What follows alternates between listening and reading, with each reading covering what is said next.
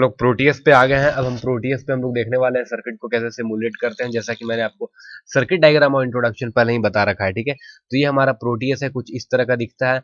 ये जो इस एरिया में ये इतना ये ब्लू कलर का जो आपको बॉक्स दिख रहा है, इस बॉक्स के अंदर मुझे पैटर्न डिजाइन करना है। इससे मैं अपना एरिया चेंज कर सकता हूँ, ठीक है। अब देखो मैं आपको ये कुछ बताता हूँ यहाँ पे क्या है। फाइल है, अब अपना कोई भी फाइल को ओपन कर सकते हो या सेव करने का काम है, आप सेव कर सकते हो, ठीक है।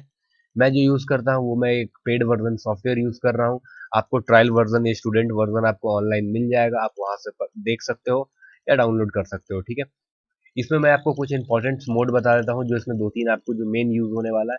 जैसा कि सबसे पहले है आपको terminal mode, component mode, sorry. Component mode में क्या होता है कि आप यहाँ से प्रैक्टिकल पे जाते हो जब, तो आपको बहुत सारे, देखो यहाँ पे दिख रहा होगा आपको एनालॉग कैपेसिटर, या आप यहाँ पे जो भी सर्च करोगे आपको वो मिल जाएगा, ठीक है। पहला आपका लिए ये यूज है। सेकंड आपका ये यूज का है टर्मिनल मोड। टर्मिनल मोड में क्या है, आपको पावर सप्लाई, ग्राउंड, ये सब आपको मिल जाता है, ठीक है। ये वाला सिंबल है हमारा टर्मिनल मोड का। थर्ड है हमारा ये mode, virtual instrument. Virtual instrument में क्या है, हम लोग ऑसिलोस्कोप को ले सकते हैं, लॉजिक एनालाइजर को चेक कर सकते हैं, काउंटर टाइमर को चेक कर सकते हैं। ये सब हम बेसिक हमें दिया गया है। मेन हमारे पास काम क्या आता है, DC voltmeter, DC ammeter, AC voltmeter and AC ammeter. हम लोग इसे बेसिक यूज करते हैं।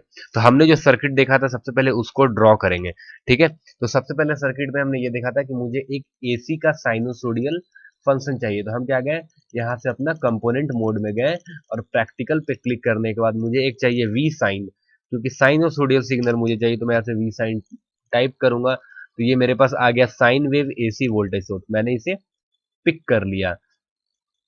अब मुझे एक अगले आगे क्या चाहिए, मुझे एक ट्रांसफॉर्मर चाहिए। मैं ट्रांसफॉर्मर क्यों यूज कर रहा हूं, मैं चाहता तो मैं डायोड से भी बना सकता हूं सर्किट, बट सर्किट क्या होगा, ज्यादा लॉन्ग टर्म के लिए वैलिड नहीं होगा। अगर मैं चाहता हूं कि सर्किट मेरा काफी टाइम तक वर्क करे, तो उसके लिए मैंने ट्रांसफॉर्मर का यूज कर रहा हूं, ठीक। अब देखो मैं ऐसे सिंपल ट्रांसफॉर्मर पिक करता हूं, ट्रांस 2P2S, ये मेरा मॉडल नंबर है। मैं इसे यहाँ से पिक कर लेता हूँ। अब मुझे क्या चाहिए, अब मुझे चाहिए डायोड, ठीक है। मुझे नॉर्मल डायोड चाहिए। अब मैं यहाँ से डायोड पिक कर लेता हूँ, तो मुझे जेनेरिक डायोड चाहिए, ठीक है। मैं डायोड भी पिक कर लिया। अब मुझे यहाँ से क्या चाहिए, अब मुझे चाहिए 7805 वोल्टेज रेगुलेटर आईसी। तो 7805 मैं टाइप कर दूंगा। तो देखो यहाँ पे इतने सारे आ गए। मैं आप यहाँ से कौन सा आपको लेना है, 7805। आपने आईसी भी ले लिया। अब आपको यहाँ पे बेसिक क्या चाहिए, आपको चाहिए इलेक्ट्रोलाइटिक कैपेसिटर ई। आपको क्या चाहिए, इलेक्ट्रोलाइटिक कैपेसिटर।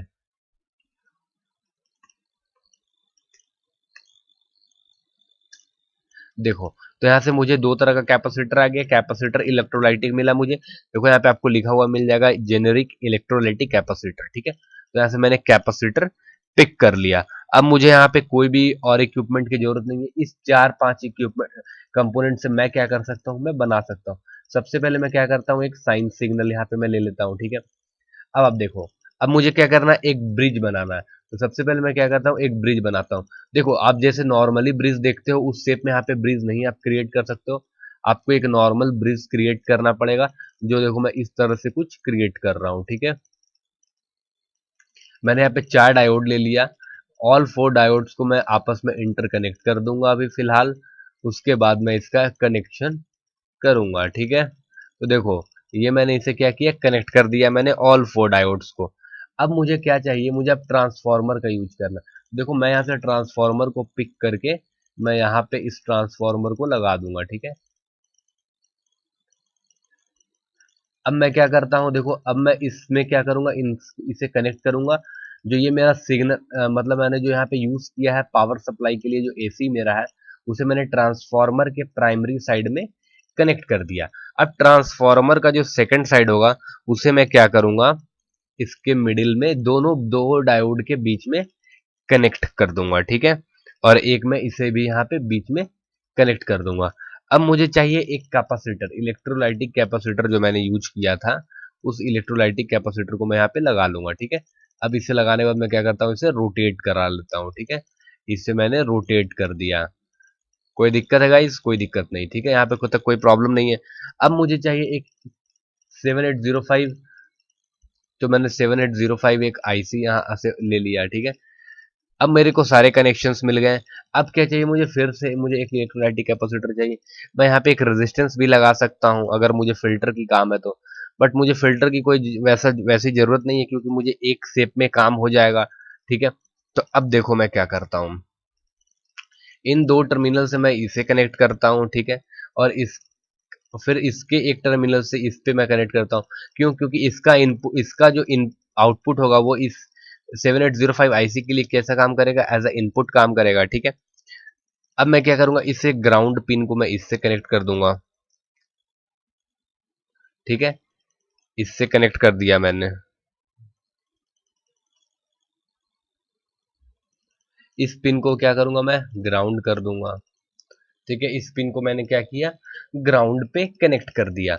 अब इसका जो आउटपुट है वो इसके लिए मुझे क्या बन गया, इनपुट बन गया, और ये मेरा ग्राउंड पिन हो गया। अब मैं क्या करूंगा, देखो यार, मैं टर्मिनल मोड में जाऊंगा। टर्मिनल मोड से मैं क्या करूंगा, एक ऐसे ग्राउंड को पिक करूंगा, और ग्राउंड को पिक करके मैं इसे यहाँ पे दे देता हूँ, ठीक है। देखो ये पिन मेरा छूट गया, मैं इसे भी कनेक्ट कर दे रहा हूँ, ठीक है। अब मुझे चाहिए एक वोल्ट मीटर। यहाँ पे अब देखो मैं एक वोल्ट मीटर लगा के चेक करूंगा। मैं जाऊंगा वर्चुअल इंस्ट्रूमेंट मोड में, और मैं इसे डीसी वोल्ट मीटर लेकर के यहाँ पे चेक करूंगा कि एक्यूरेट मुझे कितना वोल्ट पावर सप्लाई मिल रहा है। अब देखो मैं क्या करता हूँ, अब मुझे इनपुट की वैल्यू फिक्स करनी है। देखो डीसी ऑफसेट वोल्टेज में मान लो मैं दे देता हूँ, मुझे कितना चाहिए, 220 वोल्ट मुझे इनपुट सप्लाई करना है। एम्पलीट्यूड मान लो मैं 10 दे देता हूँ, ठीक है। फ्रीक्वेंसी हमारे इंडिया में जो चलती है वो चलती है जनरली 50 हर्ट्स, ठीक है। हो गया मेरा, मैंने बेसिक पैरामीटर डिफाइन कर दिया। अब देखो मैं ऐसे इनपुट दे करके, मतलब प्ले करके इसे देखता हूँ कि क्या आ रहा है आउटपुट। देखो आउटपुट यहाँ पे आपको 3.0 से लेके वैरी कर रहा है अराउंड 3.10, यानी मुझे एक्यूरेट 5 वोल्ट की नहीं मिल रही है पावर सप्लाई। मुझे 5 वोल्ट की नहीं मिल रही, तो मैं क्या करता हूँ, इस कैपेसिटर की वैल्यू को मैं चेंज कर देता हूँ। कैपेसिटर की वैल्यू में मान लो चेंज करके कर दे रहा हूँ 1000। अब देखो अगर मैं इसे 1000 कर दे रहा हूँ तो मुझे क्या मिल रहा है, देखो मुझे एक्यूरेट क्या मिल गया, 5 वोल्ट का पावर सप्लाई मिल गया। तो बेसिक हम लोग इस वीडियो में यही देखे हैं कि कैसे ये हमारा सिमुलेट करता है। अब देखो अगर मैं चाहता हूँ, यहाँ पे मुझे तो 5 वोल्ट का मुझे पिन मिल गया। अब मैं यहाँ पे एक टर्मिनल बना सकता हूँ। जब मैं इसे अगले वीडियो में, जब मैं आपको इसको पीसीबी पे डिजाइन करके बताऊंगा कि पीसीबी पे कैसे बनाते हैं, तो मैं क्या करने वाला हूँ, यहाँ पे मैं दो पिन छोड़ दूंगा जिसमें कि मैं कोई भी डिवाइस लगा सकता हूँ। जैसे देखो अगर मैं उसे एलईडी को चलाना है, ठीक है, एलईडी को स्टार्ट करना, तो मैं मान लो यहाँ पर रेड ले लेता हूँ, रेड एलईडी, ठीक है। अब देखो मैं यहाँ से रेड एलईडी उठा लेता हूँ, मान लो सपोज दैट, ठीक है। तो मैं यहाँ से रेड एलईडी ले लिया। अब मैं इस एलईडी को यहाँ पे पिक कर देता हूँ, ठीक है, और मैं इसे कनेक्ट कर दे रहा हूँ। देखो एलईडी क्या होगा, जब आप प्रैक्टिकली इसे अगर यूज करोगे, तो एलईडी जो होता है आपको पता होता है कि वो 5 वोल्ट पे काम नहीं करता है, वो 2.4 या 2.3 पे काम करता है। तो अब आपको चाहिए एक रेजिस्टेंस, तो मैं एक रजिस्टर यहाँ से पिक कर लेता हूँ, ठीक है। जेनरिक रजिस्टर मैं एक उठा लेता हूँ, तो मैं यहाँ पे एक रजिस्टर को यूज कर लेता हूँ, ठीक है। अब देखो अगर मैं रजिस्टर नहीं लगाता तो भी मुझे यहाँ पे कोई प्रॉब्लम नहीं होता, बट मैं अगर हार्डवेयर पे बनाऊंगा तो मुझे रजिस्टर की जरूरत पड़ होगी, ठीक है। देखो अब प्ले क्यों नहीं हुआ जब मैंने इसे प्ले किया, तो क्योंकि रजिस्टर की वैल्यू मैंने चेंज नहीं की। रजिस्टर की जो वैल्यू है वो बहुत ज्यादा है, मैं इसे क्या करता हूँ, 0.1 के कर देता हूँ, ठीक है, यानी लगभग 100 ओम के बराबर। अब देखो मेरा एलईडी क्या हो गया, ग्लो कर गया। तो इस सर्किट से आप ये समझ सकते हो कि जब आप एक एलईडी बना रहे हो या मोबाइल का चार्जर बना रहे हो, तो उसमें क्या होता है कि आपको 5 वोल्ट बेसिक आपको रिक्वायरमेंट होती है, तो आप 5 वोल्ट पे इसे ऑपरेट कर सकते हो, ठीक है। तो ये बेसिक मैंने आपको बताया, यहाँ पे मैंने वोल्ट मीटर लगा करके कि आपको कैसे। अब देखो अगर मैं इस एलईडी को अगर मैं हटाता हूँ, या मैं मान लो एक वोल्ट मीटर लगा के अब चेक करता हूँ कि मुझे कितना यहाँ से वोल्टेज मिल रहा है, ठीक है। तो अब देखो मैं यहाँ पे एक वोल्ट मीटर लगा लेता हूँ फिर से, और मैं इसे कनेक्ट करके देखता हूँ यहाँ से कि अब मुझे कितना इसका आउटपुट वोल्टेज यहाँ से मुझे मिल रहा है, ठीक है। तो ये देखो 2.28 वोल्ट मिल रहा है। जैसा कि मैंने आपको बताया था कि हमारा जो एलईडी होता है वो बेसिक 2.2 या 2.4 पे ऑपरेट होता है, ठीक है।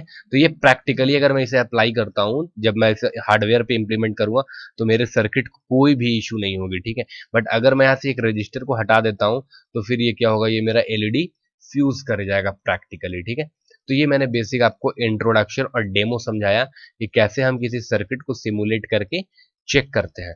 अगली वीडियो में मैं और कोई एक अच्छे से सर्किट लेकर के आऊंगा जिसे मैं आपके लिए एक्सप्लेन करूंगा। तो मिलता हूं अगले वीडियो में, तब तक के लिए बाय बाय।